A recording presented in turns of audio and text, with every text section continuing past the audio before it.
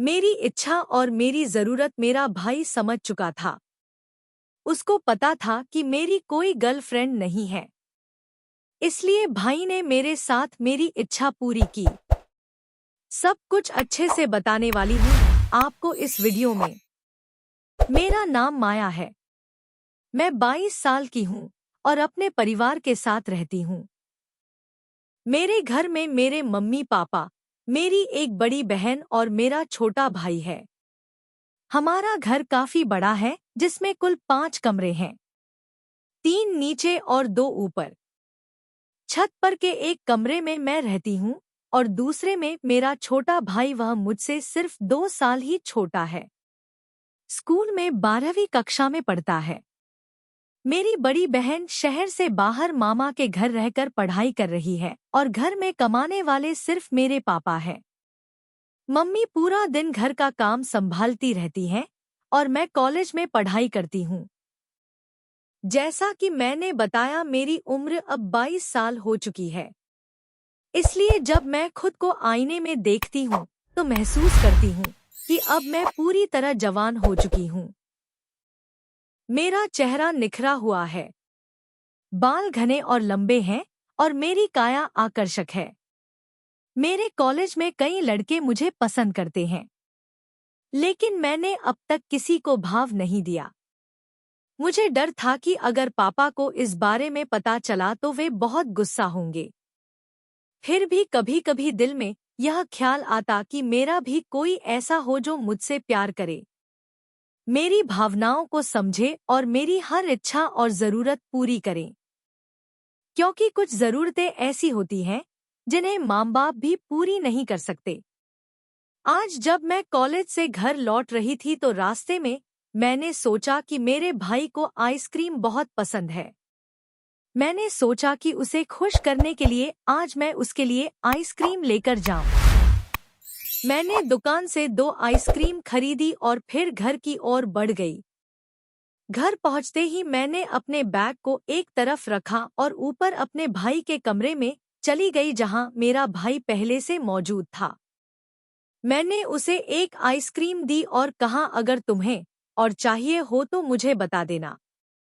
वह आइसक्रीम खाने लगा और मैं अपने कमरे में चली गई। वहां जाकर मैंने अपने कॉलेज का ड्रेस उतार दिया और घर के कपड़े पहनने से पहले ही बिस्तर पर बैठकर अपने फोन में एक रोमांटिक वीडियो देखने लगी। वीडियो बहुत दिलचस्प था और मैं उसमें पूरी तरह खो गई। जैसे जैसे वीडियो आगे बढ़ता गया, मेरी धड़कनें तेज होने लगी। मैं उसमें इतनी डूबी हुई थी कि मुझे यह भी ध्यान नहीं रहा कि मैंने अभी तक कपड़े नहीं पहने हैं। तभी अचानक मेरा भाई मेरे कमरे में आ गया और बोला, दीदी एक आइसक्रीम और दे दो। मैं हड़बड़ा गई और जल्दी से अपने आप को चादर से ढक लिया। मेरी सांसें तेज हो गई और मैंने घबराकर कहा, तुम अपने कमरे में जाओ, मैं वहीं आइसक्रीम लेकर आती हूँ। लेकिन वह जिद करने लगा, नहीं दीदी, तुम अभी नहीं देगी तो मैं खुद ले लूंगा। मैंने थोड़ा सख्ती से कहा, नहीं, तुम अंदर मत आओ, मैंने अभी कपड़े नहीं पहने हैं। वह मुस्कुराते हुए बोला, ठीक है दीदी, जल्दी से कपड़े पहनकर मेरी आइसक्रीम दे जाओ। इतना कहकर वह अपने कमरे में चला गया।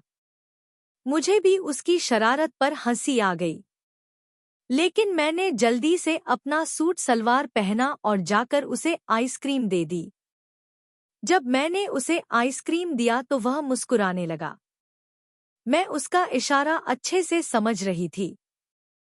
मैंने उसको समझाते हुए कहा, देखो भाई, अब हम लोग बड़े हो गए हैं, इसीलिए जब भी मेरे कमरे में आया करो तो पहले दरवाजे पर दस्तक दिया करो, क्योंकि वह मेरा निजी कमरा है। इसमें मैं अपने हिसाब से रहना पसंद करती हूँ। तुम्हें पता होना चाहिए कि हर किसी की अपनी प्राइवेसी होती है और उसे समझना जरूरी है। वह थोड़ी देर तक मुझे देखता रहा, फिर मुस्कुरा कर बोला, दीदी, क्या भाई बहन एक दूसरे से काम नहीं कर सकते? मैं उसका यह सवाल सुनकर दंग रह गई, लेकिन मैंने सख्ती से उसे जवाब दिया, बिल्कुल नहीं। यह गलत है समाज की नजरों में। फिर वह बोला, अगर एक दूसरे की इच्छा से किया जाए और किसी तीसरे को कानों कान खबर ना लगे, फिर तो यह गलत नहीं होगा ना।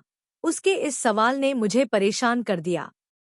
मैंने थोड़ी देर सोचा और मेरे पास उसके इस बात को गलत साबित करने के लिए कोई जवाब नहीं था।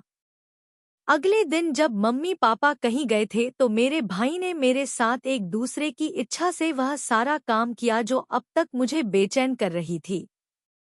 अगर आप कमेंट में पार्ट 2 लिख देंगे तो इसके बाद जो कुछ हुआ था वह सब मैं अगली वीडियो में पूरे विस्तार से बताऊंगी। तो आने वाली वीडियो देखने के लिए इस वीडियो को लाइक करके इस रागिनी स्टोरी चैनल को सब्सक्राइब कर लीजिए। मैं फिर मिलूंगी अगली वीडियो।